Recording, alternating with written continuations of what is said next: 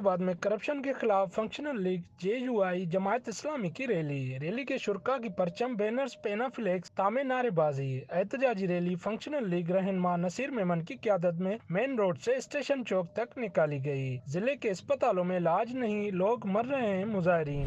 बच्चे तालीम से महरूम है, स्कूल में मवेशी खड़े हैं। Public school, sports ground, road, सूफी यूनिवर्सिटी तमीर की जाए। अस्पताल, तालीम, रेवेन्यू, सड़कें और साफ पानी के नाम पर अरबों रुपए की करप्शन हुई है। सिंध में खाद जखीरा करके मसनूई बुहरान पैदा किया गया। नेब एंटी करप्शन समेत मुतल्लिका इदारे नोटिस ले।